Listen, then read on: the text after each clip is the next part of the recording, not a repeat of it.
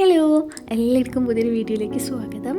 അപ്പോൾ ആരെങ്കിലും എൻ്റെ ചാനൽ പുതുതായിട്ട് കാണുന്നുണ്ടെങ്കിൽ നിങ്ങൾ വീഡിയോസൊക്കെ ഒന്ന് സമയം കിട്ടുമ്പം കണ്ടു നോക്കുക. വീഡിയോ ഇഷ്ടമായിട്ടുണ്ടെങ്കിൽ ഒന്ന് ലൈക്ക് ചെയ്ത് സപ്പോർട്ട് ചെയ്യുക കേട്ടോ.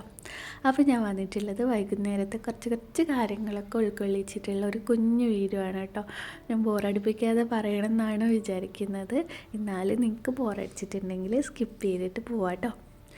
അപ്പോൾ ഇതാ വൈകുന്നേരം ആയപ്പോൾ ഒരു 6:30 ആയപ്പോൾ ഞാൻ വിളക്ക് കത്തിക്കും. പ്രത്യേകിച്ച് സമയമൊന്നും ഇല്ല കേട്ടോ. ഒരു 6:30 7 മണീൻ്റെ ഉള്ളിൽ വിളക്ക് കത്തിക്കും. കാരണം നാട്ടിലത്തെ സമയത്തൊന്നുമല്ല ഞാൻ കത്തിക്കാറ്. നമ്മളിവിടെ ചെറുതായിട്ട് ബാങ്ക് കൊടുക്കുന്ന കേൾക്കാം. ആ ടൈം നോക്കിയിട്ട് ഞാൻ വിളക്ക് കത്തിക്കും കേട്ടോ. പിന്നെ അപ്പുറത്തുനിന്ന് ഇപ്പുറത്തുനിന്നൊക്കെ മണി ഉലുക്കുന്ന ശബ്ദം കേൾക്കും. നമ്മുടെ അപ്പുറമുള്ളവരൊക്കെ വിളക്ക് കത്തിക്കുന്ന സമയം അതൊക്കെ നോക്കിയിട്ട് ഞാൻ കത്തിക്കോട്ടോ. പിന്നെ എനിക്ക് ഭയങ്കരമായിട്ടുള്ള സംഭവങ്ങളൊന്നുമില്ല. ഒരു കുഞ്ഞ് കൃഷ്ണനും 2-3 ഫോട്ടോസൊക്കെ വെച്ചിട്ടാണ്. അപ്പുറമൊക്കെ നമ്മുടെ ഹിന്ദിക്കാരൊക്കെ വീട്ടിലുള്ള പൂജേൻ്റെ സംഭവങ്ങളൊക്കെ കാണുമ്പം ഭയങ്കരമായിട്ട് ആർഭാടമായിട്ട് കുറേ പൂക്കളും കാര്യങ്ങളും ഒരു ദിവസവും പൂക്കൾ വയ്ക്കും. അതേപോലെ തന്നെ എന്തെങ്കിലുമൊക്കെ നേദിക്കും, പാല് നെയ്യ് എന്തെങ്കിലുമൊക്കെ ഉണ്ടാവും. എനിക്ക് അതൊക്കെ കണ്ടിരിക്കാൻ ഭയങ്കര ഇഷ്ടം. ഇടയ്ക്ക് എന്തെങ്കിലും സ്പെഷ്യലായിട്ടുള്ള പൂജയൊക്കെ ഉണ്ടെങ്കിൽ അവർ വന്ന് വിളിക്കും. അപ്പോൾ ഞാൻ പോവാറുണ്ട്. അപ്പോൾ എനിക്ക് ഭയങ്കര ഇഷ്ടമാണ്. അവർ കർപ്പൂരഹാരം അങ്ങനത്തെ അതൊക്കെ ആ ഒരു പാട്ടൊക്കെ ഇങ്ങനെ പാടുകയൊക്കെ ചെയ്യും. അപ്പോൾ ഇവൾ അപ്പുറത്തെ വീട്ടിലായിരുന്നു, കളിക്കുകയായിരുന്നേ. അപ്പോൾ ഞാൻ മണി മുട്ടുന്ന ഒച്ച കേട്ടപ്പോൾ ഇങ്ങോട്ടേക്ക് വന്നതാണ്. അവർ അപ്പുറത്തെ വീട്ടിലത്തെ ഏട്ടൻ്റെ കൂടെ വർക്ക് ചെയ്യുന്ന ആളാണ്. അവർ നന്നായിട്ട് പാട്ട് പാടും. അവർക്ക് ഷെയർ മാർക്കറ്റിൻ്റെ പരിപാടിയൊക്കെ ഉണ്ട്. അപ്പോൾ അതിൽ നിന്നിങ്ങനെ കഴിഞ്ഞ ഒരു മാസം കൊണ്ട് 7 ലക്ഷം രൂപ എങ്ങാണ്ട് കിട്ടിയിട്ടുണ്ടായിരുന്നേ. അപ്പോൾ അവർ വലിയൊരു സ്പീക്കറൊക്കെ വാങ്ങിച്ചിട്ടുണ്ടായിരുന്നു. അപ്പോൾ മൈക്കു അങ്ങനെ അതിൽ പാട്ട് പാടുന്നുണ്ടായിരുന്നു. അങ്ങനെ അവൾ അങ്ങോട്ടേക്ക് പോയതാണ്. അവൾക്ക് പാട്ടും ഡാൻസൊക്കെ വലിയ ഇഷ്ടമാണ്. ഇങ്ങനെ തൊഴുന്നതൊക്കെ അവിടുന്ന് പഠിച്ചതാണ് കേട്ടോ.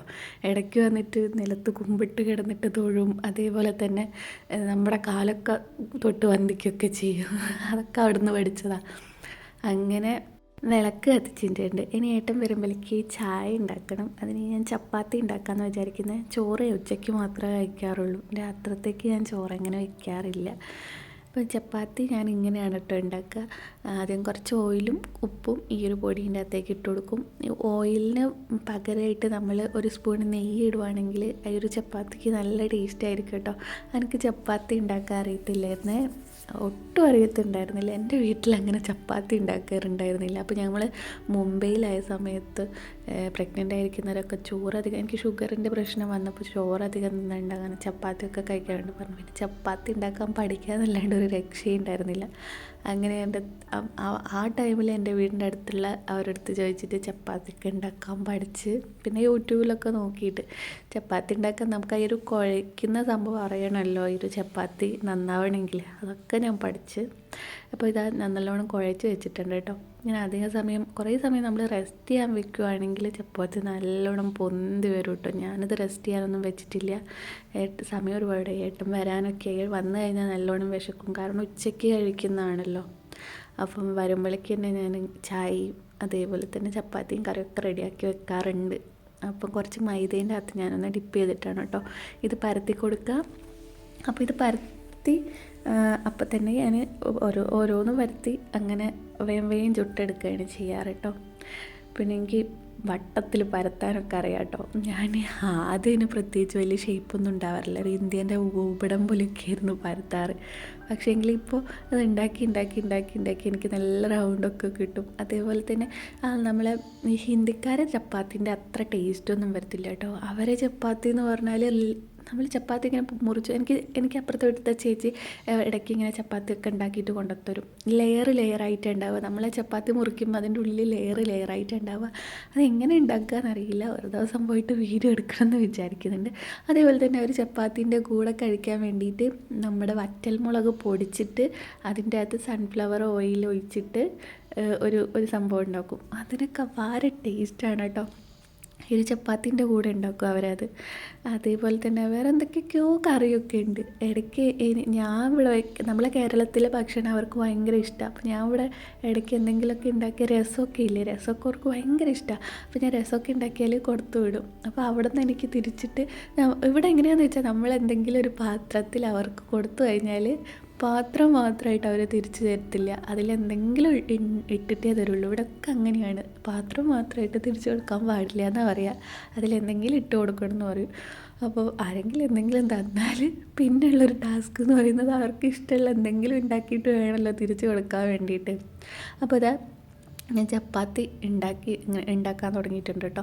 ഞാൻ അധിക സമയം ഈ ഒരു മാവ് വെക്കാത്തതിനെ കൊണ്ട് തന്നെ ഭയങ്കരമായിട്ടൊന്നും അത് പൊങ്ങി വരുന്നില്ല, എന്നാലും പൊങ്ങി വരുന്നുണ്ട് കേട്ടോ. ഈ ഒരു മാവ് നമ്മളൊരു 1/4 മണിക്കൂറെങ്കിലും കുഴച്ചിട്ട് മാറ്റി റെസ്റ്റ് ചെയ്യാൻ വെക്കുകയാണെങ്കിൽ ഈ ഒരു ചപ്പാത്തി നല്ലോണം ആയിട്ട് വരും കേട്ടോ. നമ്മളിങ്ങനെ ഓയിലൊക്കെ ഒഴിച്ച് കുഴക്കുന്നതിനെ കൊണ്ട് പിന്നെ പ്രത്യേകിച്ച് നമ്മൾ എണ്ണ തടവി കൊടുക്കേണ്ട ആവശ്യമൊന്നുമില്ല കേട്ടോ. അങ്ങനെ അവിടുന്ന് ഞാൻ ഇടയ്ക്ക് ഇങ്ങനെ എനിക്ക് ചപ്പാത്തിയും അതേപോലെ തന്നെ ഓരോ സ്പെഷ്യലായിട്ടുള്ള സംഭവങ്ങളൊക്കെ ഉണ്ടാക്കിയിട്ട് കൊണ്ടുതരാറുണ്ട് കേട്ടോ. പിന്നെ ഞാൻ ഇവിടെ കണ്ടിട്ടുള്ളൊരു കാര്യം എന്ന് വെച്ചാൽ ചൂല് ഇങ്ങനെ പൂജിക്കുന്നതാണ് കേട്ടോ. അത് ദീപാവലീൻ്റെ സമയത്താണോ നവമീൻ്റെ സമയത്താണോ എന്ന് എനിക്ക് ഓർമ്മയില്ല. ഏതോ ഒരു സമയത്ത് അവർ ചൂല് ഇങ്ങനെ കളമൊക്കെ വരഞ്ഞ് ചൂല് അതിൻ്റെ അകത്ത് വെച്ചിട്ട് ചൂല് വെച്ച് പ്രാർത്ഥിച്ചിട്ട് പിന്നെ ആ ചൂല് പഴയ ചൂല് കളഞ്ഞിട്ട് പുതിയ ചൂല് അങ്ങനെ എന്തൊക്കെയൊക്കെയോ സംഭവം ഉണ്ട് കേട്ടോ. കാണാൻ നല്ല രസമാണ്. അവരുടെ പൂജയും അവരുടെ ജീവിത രീതിയും ഒക്കെ തന്നെ തികച്ച് നമ്മളിൽ നിന്ന് ഭയങ്കര വ്യത്യാസമായിട്ടുള്ളതാണ്. പിന്നെ അവർക്ക് ഭയങ്കര ഇഷ്ടമാണ് നമ്മുടെ നാട്ടിലെ ഹൽവ കേട്ടോ. പ്രത്യേകിച്ച് പറയുകയാണെങ്കിൽ കോഴിക്കോടുള്ള ഹൽവ. അപ്പോൾ ഞാൻ അപ്പം ലീവും കഴിഞ്ഞ് വരുമ്പോൾ അമ്മ എനിക്ക് ഹൽവ കൊണ്ടുത്തരും. ചുവപ്പ് കളറുകളും കറുപ്പ് കളറുകളിലൊക്കെ കൊണ്ടുത്തരും. എൻ്റെ അമ്മമ്മേൻ്റെ വീടിൻ്റെ അടുത്ത് ഹൽവ ഉണ്ടാക്കുന്നുണ്ട്. അപ്പോൾ അവിടുന്ന് അമ്മയ്ക്ക് വാങ്ങിയിട്ട് കൊടുത്തു വിടും. അപ്പോൾ ഞാൻ ഇവിടെ എല്ലാവർക്കും കൊടുക്കും, നമ്മൾ അയൽവാസിയൊക്കെ എല്ലാവർക്കും കൊടുക്കും. അവർക്ക് ഈ ഒരു ഹൽവ ഭയങ്കര ഇഷ്ടമാണ്. കേരളത്തിലെ എല്ലാം തന്നെ അവർക്ക് ഇഷ്ടമാണ്. ഇവിടെ ഇപ്പോൾ കേരള ഹോട്ടൽ തുടങ്ങിയതിനൊക്കെ കൊണ്ട് ഏട്ടൻ ഇങ്ങനെ പറഞ്ഞു കൊടുത്ത് ഇങ്ങനെ ഒരു ഹോട്ടൽ തുടങ്ങിയിട്ടുണ്ട്, നമ്മുടെ നാട്ടിലെ ഭക്ഷണമാണ്, നല്ല ടേസ്റ്റാണെന്നൊക്കെ. അപ്പോൾ എല്ലാവരും പോയിട്ട് കഴിച്ചിട്ടുണ്ടായിരുന്നു. അപ്പോൾ എല്ലാവർക്കും ഭയങ്കര ഇഷ്ടമായി അവിടുത്തെ ബിരിയാണി, പിന്നെ നമ്മുടെ പഴംപൊരിയും പോത്ത് കറി ഒക്കെ അങ്ങനെയൊക്കെ. അപ്പോൾ അതാ ചപ്പാത്തി ഏകദേശമൊക്കെ ഞാൻ ചുട്ട് കഴിയാറായിട്ടോ. ആർക്കെങ്കിലും എന്നെപ്പോലെ ചപ്പാത്തി ഉണ്ടാക്കാൻ അറിയാത്തവരുണ്ടെങ്കിൽ ഈ ഒരു രീതിക്ക് ഒന്ന് ആക്കി വെക്കും കേട്ടോ. കുറച്ച് ഓയിലോ എണ്ണയോ എന്തെങ്കിലുമൊക്കെ കുഴയ്ക്കുമ്പോൾ ആക്കിയിട്ട് അപ്പോൾ നല്ല ചപ്പാത്തി ആയിട്ട് വരും കേട്ടോ. പിന്നെ ഞാൻ ചപ്പാത്തിക്ക് ഓൾറെഡി ഉച്ചയ്ക്ക് വെച്ചിട്ടുള്ള ദാലിൻ്റെ കറി ഉണ്ടായിരുന്നു.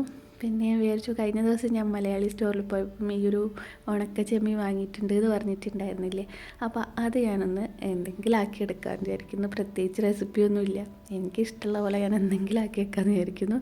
ഒരു പ്രാവശ്യം ഞാൻ ഈ ഒരു ചെമ്മീൻ വെച്ചപ്പോഴേ ഞാനിതിൻ്റെ തലേൻ്റെ ഭാഗം വെട്ടിയിട്ടില്ലായിരുന്നില്ലേ, അപ്പം വായിൽ ചവയ്ക്കുമ്പോൾ അതിൻ്റെ മുള്ളു വായിൽ മൊത്തം കുത്തിപ്പോവായിരുന്നു. എനിക്കറിയില്ല ഇനി ഇതിൻ്റെ തല വെട്ടണം എന്നുള്ള കാര്യം. അപ്പോൾ ഏട്ടൻ പറഞ്ഞ് ഇതിൻ്റെ തല വെട്ടണം, ഇല്ലെങ്കിൽ തിന്നുമ്പോൾ എല്ലാവരുടെയും ചവയ്ക്കുമ്പം കുത്തിപ്പോകുന്നു. അപ്പോൾ ഞാനിങ്ങനെ ഇതിൻ്റെ തലയും വാലും ഒന്ന് കട്ട് ചെയ്ത് കൊടുക്കുന്നുണ്ട് കേട്ടോ. അതിനുശേഷം ഞാനൊരു 3 വട്ടം ചൂടുവെള്ളത്തിലും 2 വട്ടം പച്ചവെള്ളത്തിലും കഴുകിയിട്ടുണ്ട്. എന്നിട്ട് മുളകും മഞ്ഞളും കുറച്ച് വെളുത്തുള്ളിയൊക്കെ ഒന്ന് ചതച്ചിട്ടിട്ട് ഒന്ന് പൊരിച്ചെടുക്കുന്നുണ്ട് കേട്ടോ. കുറച്ച് ഓയിലൊക്കെ ഒഴിച്ചിട്ട് പൊരിച്ചെടുക്കുന്നുണ്ട്.